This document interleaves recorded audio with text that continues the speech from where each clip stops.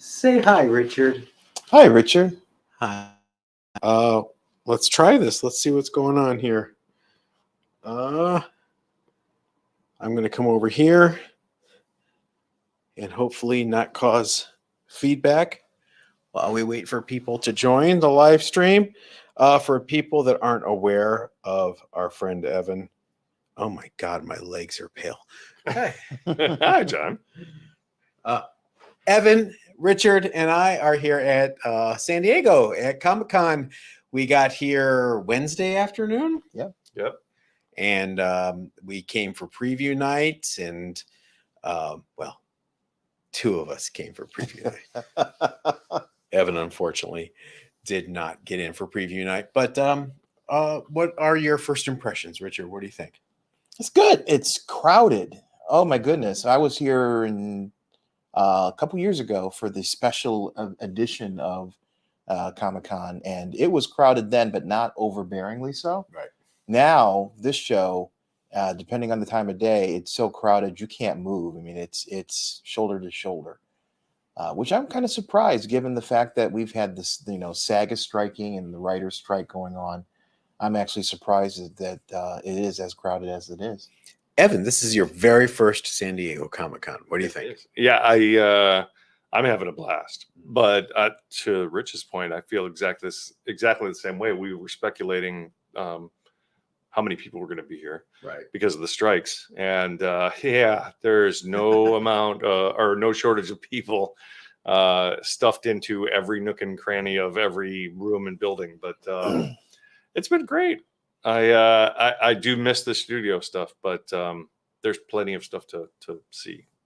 You guys, I see in the chat. Hi, Blanco, Billy Bones, Diener. Hey. You guys let us know if the audio is okay and if everything's looking and good. We just, it's really kind of jury rigged in here with the camera and everything. So, first impressions for me, we walked around preview night, Richard and I, for the entire 3 hours, and we stayed mostly in the dealers section because we wanted to see everything. A nice combination of people who want to actually sell some books and people who just were like aggressive in the pricing. Yeah. Which is every San Diego, really. Yeah, I mean, people don't necessarily adjust their pricing to the market all the time. And Correct. That's not so good. Ed Pincus, just no, my pale knees. Yes, Ed. I stopped. I used to tan, and I stopped doing that because it's not healthy. I found my Yellow Claw 3. Everybody, it's about a 4 about 3 times GPA. Yeah. I left it there. I'm not. I'll find it cheaper somewhere else. Yeah. I'm not doing it. We went to every single dealer, looking for the book I'm looking for, which is a Golden Age book called Zoot number 11. It's a Good Girl art cover, bondage cover, and people had Zoot 10, Zoot 12, Zoot 13. It's a tough book. We literally went to 10, 12 different dealers looking for it and didn't come up with anything. So the hunt is still on. The hunt continues. I found a Marvel Boy number 1, water damage, pretty severe, would you say? Yeah. The best book I found, Dale Roberts actually has, if nobody's bought it yet, the Black Rider Stanley photo cover, where it's Stan posing as the Black Rider. It's actually him, and it's a photograph. It's really cool, and it's very high grade, and he wanted $2,400, and I held it way too long. I had to put it down and walk away. So you got here. Evan wanted the whole experience. He wanted to be here at like 9:30 when the shit opened and when the stuff opened, and I was like, "You enjoy," but you got in your first time. What'd you buy?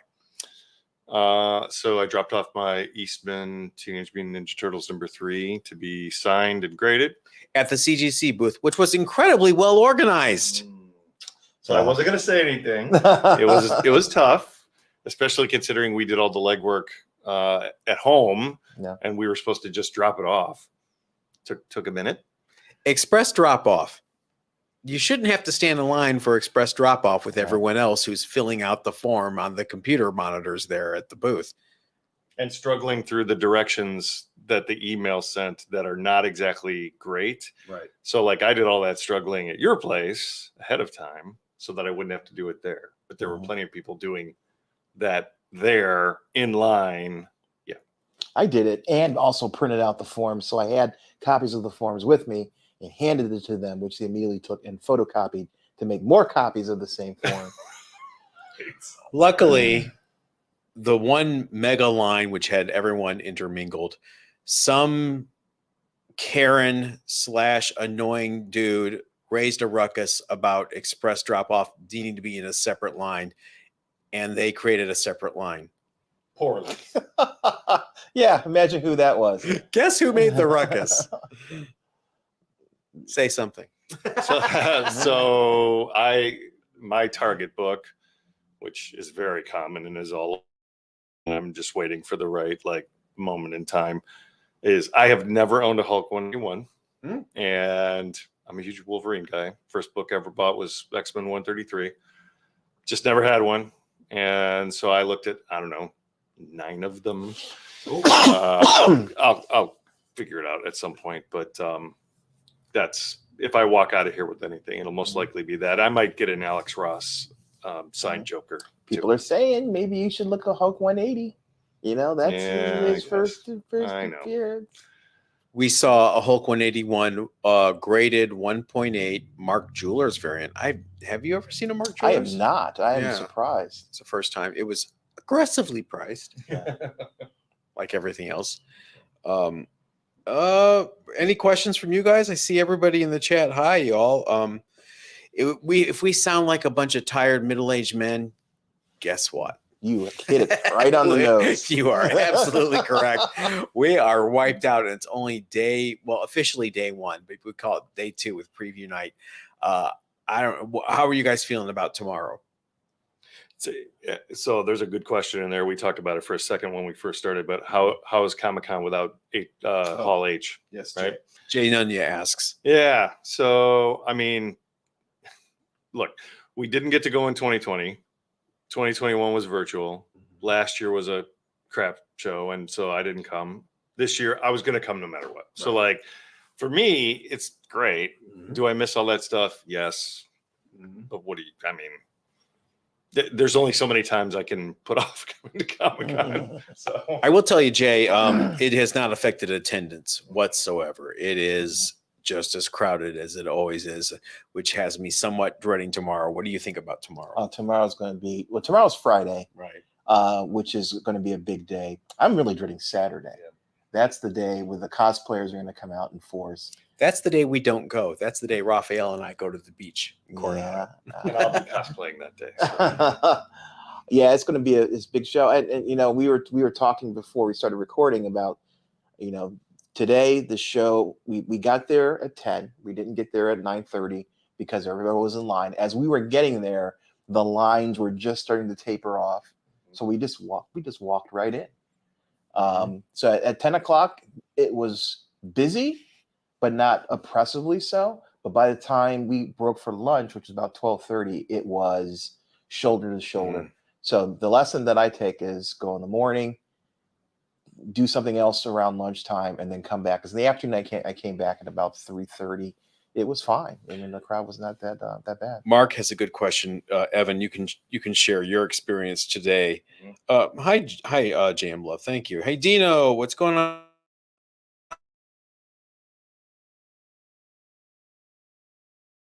Backwards. I know that. Mark Wild, is there a certain panel you're looking forward to? Are there any panels to look forward to? Tell your experience. Well, okay. So my panel today was off the cuff. I was going to the X-Men design panel. It was in 2 rooms. So I figured there's going to be a lot of people. We got there 40 minutes early. We did not get in. The line got to be 5 lines long, and they told everybody in 2 through 5 that they weren't getting in. So we thought we were shooing, and then we didn't get it either. So Moral of the story, I'm gonna have to go out a lot earlier for the next ones. But really, the only ones I'm interested in are Dawn of DC, Marvel's next thing. There's a Doctor Who. My wife is a huge Doctor Who nerd. So, I'm a Whovian, yes. yes. So we're gonna go to that because they're gonna showcase the new Doctor and talk about Tennant's return. So and Tennant is her Doctor. So And that they're not American, so they're not part of the American Union. yeah, well, that's true. they're not going to be here. I would be stunned if they show up, but it would be great. In solidarity, I doubt they'll do that. Yeah, I doubt it. And then I'm going to see some panel about starting a YouTube channel with some nerds tomorrow, 4:00. If you're at San Diego ComiCon, Richard and I will be on the panel, how to start your own comic book related YouTube channel.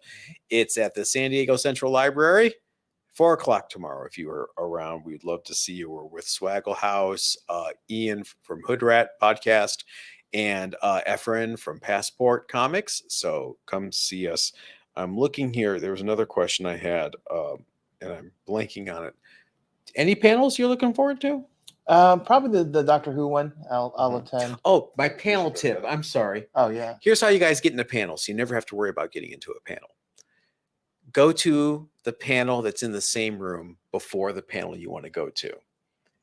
And just stay there. Don't leave. You know, sometimes they'll try to usher you out and clear the room, but 80% of the time they don't clear the room. Mhm. So just go early and sit in there. Star Trek Universe and Family Guy. Those are the other two.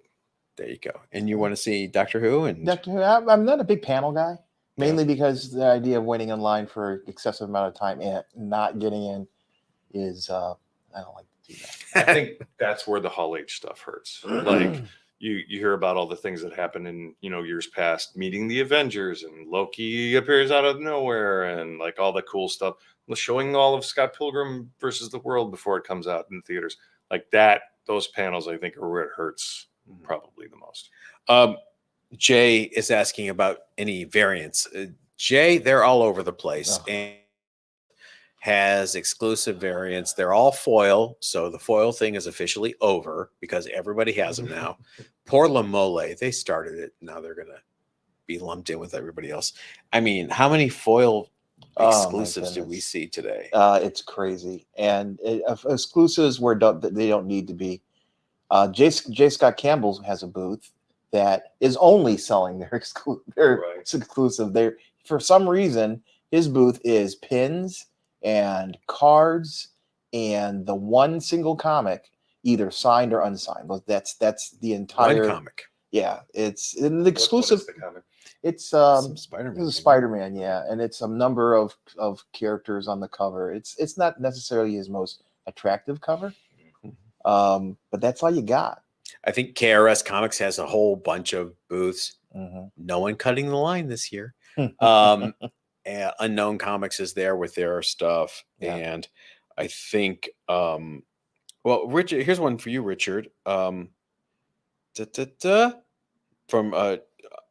Jim Love. Any artists you plan on stopping by to see? Richard already saw someone. Yeah. I had fun. Preview night, we came across Art Adams. Art Adams is standing there by himself with one of his people, and I wanted to. He had a lithograph of a Spider-Verse scene that he had done, and it was numbered, so there was only a limited number available. So I wanted to pick one up, which I did. And as I picked it up, I told him how big of a fan I was and how important his work was to me, and he appreciated that. And I asked him about there's a comic coming out, Alpha Flight, with Snowbird on the cover. It's coming out in August. Yeah, August release. Them back to the originals, which is good. And I was the best part of Alpha Flight. Just bring the originals out. Yeah, the 1 in 100 is Virgin, and I was hoping that he would have some for the sign. He did not, but he had an art book that was available that had that cover in it. So I bought the art book and he signed it for me, and he was a great guy, no problem. So next we went a couple tables over. Adam Hughes was there. Adam Hughes is standing by himself with one of his people.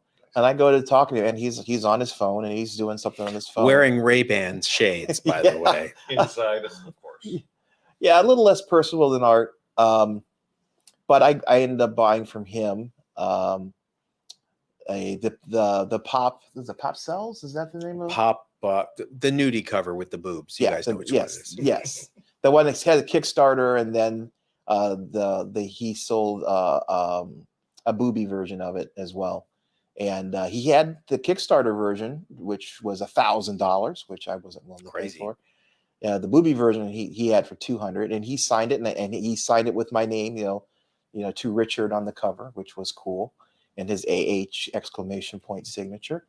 So I got those, I blew all this money within the first few minutes of walking into the auditorium. Pop kills. Pop kills. Thank That's you. it. I knew you sent it to me. I just said look it up. James Sanchez and Parallax Spectre both ask, how many comic dealers are there? I can say my opinion, more than usual. Yeah, Really? I would at least 20, 25. Yeah. More, More than that. I've been to Couple every rows. Comic-Con since '91. This one, I would say, is the most vendors in the last at least 6 or 7 years. Well, in one section they cluster around together, and there must be at least 20 dealers in that Yeah. section. And then I was wandering around the rest of the area, because that's more pop culture-y, and found a couple more comic book dealers, just nestled away. And some booths just have, they have all their tchotchke, and then they have one or two comics. And it's always advantageous to take a look at what they have, because they may be pricing it without considering the current market. So yeah, they're everywhere. There was one kind of in a nook and a cranny, like you were talking about. That's where I found it's literally just signed and graded books, like just rows and rows of gold label signed books. But it was tiny, right? So like one person could get in, but there were just boxes and boxes of them. It's not WonderCon. WonderCon was a lot of dealers. It's not California Comic-Con, which is all dealers. But for San Diego ComiCon, pretty good. You have the usual suspects. You have your Harley Yee, your Southern California Comics, Jamie, Graham Crackers, High Grade Comics, Greg Reese, Blue Chip. Who am I forgetting? Millennium? Was it Millennium? Millennium. Oh boy, I can't think of it there. Metropolis, of course. yeah. And then you've got some smaller guys. Not that he's a small guy, but P Dots was there. P Dot Comics is there. P-Dots, Lawrence, and more local vendors, which were able to get in. We have. Do we think that's because the studios pulled out, so that opened up some room for those guys? I know I was working with a company that we were trying to get a spot at WonderCon, and it was we got offered a spot 2 weeks before WonderCon. So I don't know if that's the same situation that's happening here, where people, because of the economy, people pulling out. Any cool free swag? Manuel is asking. I haven't come across any. Outside of like pins and those bags they were giving everyone, like the goodie bag was lame. Yeah, I'll say it. Yeah. And there was a line of like Underwhelming. free stuff, and it was all like flyers for museums and stuff. Yeah. It was not. Yeah, no, I mean, I expected maybe a comic or two that would be free. I know. Yeah, but Nothing this year. Speaking of comics, I want to show everyone what I got today, which here, Evan, take it away while I go get stuff. All right. Be right back, guys. Hold on. But Talk to people. yeah, there are lots. I was surprised by the amount of Golden Age books. There was a tremendous amount of Golden Age, even some pulps. Dealers brought pulps as well, so that was great. All right. Hey, Everyday Stories here. What's going on? All right, guys. I went to a booth with Richard. Was it last night or was it today? It was today, right? Today. Yeah. And they had what they called an estate sale. They had stuff from an estate sale, and it was all $5 each. So I'm going to show you guys what I got for $5 each. Dark Shadows, I think number 35. This is the Whitman. It is gorgeous. I think it's a 9.0, 9.2 for $5. Wow. And then I've been trying to finish my run of Marvel Double Feature. because I used to buy this when I was a kid because it had Cap and Iron Man by Jack Kirby. You got that one? So number 8, again, another 9+ book.